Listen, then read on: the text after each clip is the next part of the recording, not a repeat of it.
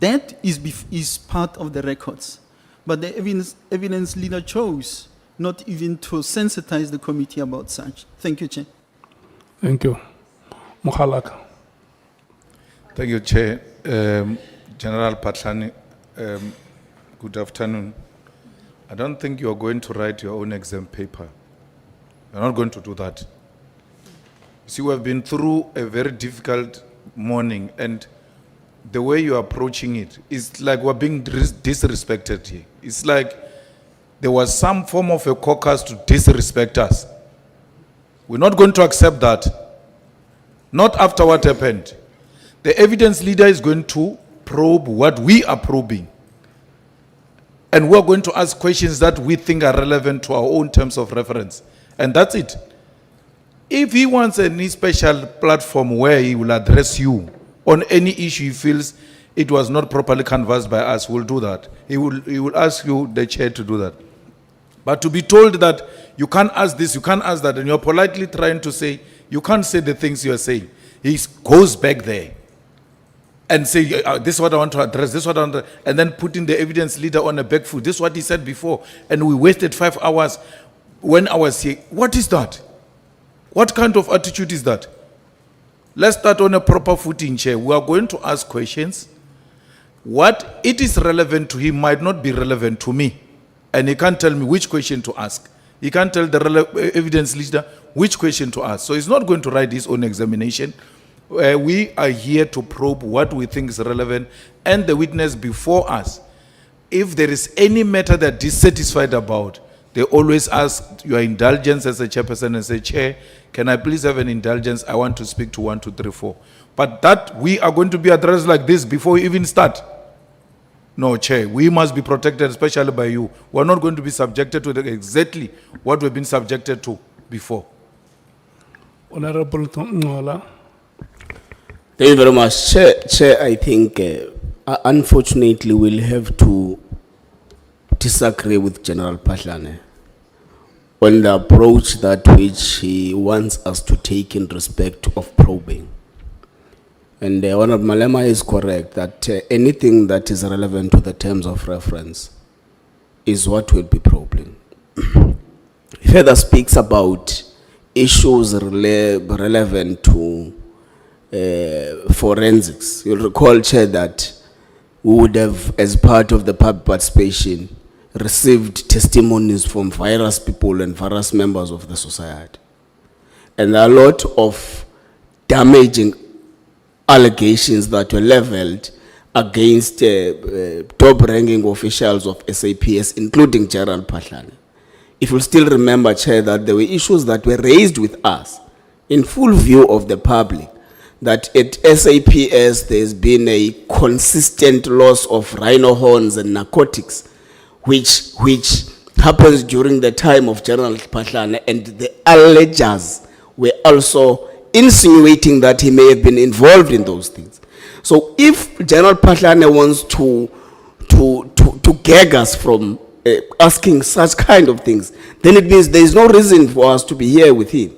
Because the nature of the evidence that we want, the nature of the testimony that we want from him, involves what he says are things that he is not prepared to answer.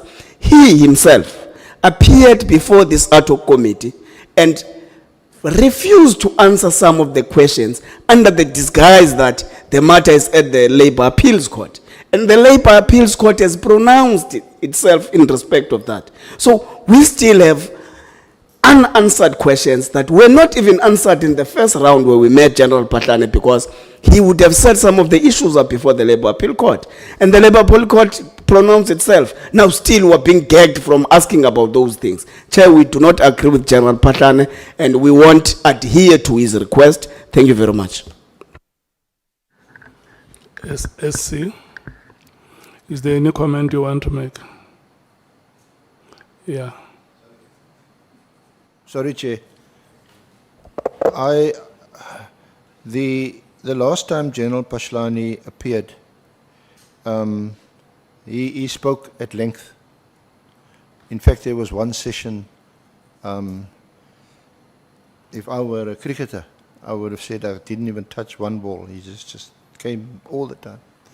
And I think he was given a more than fair opportunity to speak to matters in his affidavit. You may recall, which is different to what General Mphahlane is saying today. I had on several occasions said to General Mphahlane, this is not the platform to question your dismissal because this is not an adjudicating forum.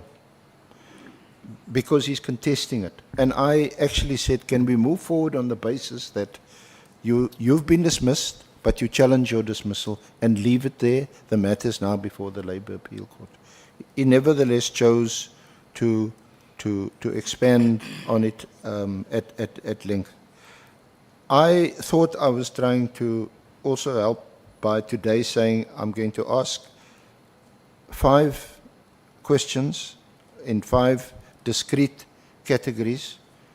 And if, Honourable Chair, Honourable Members, if you look just at the contents page of General Mphahlane's affidavit, they're all covered there.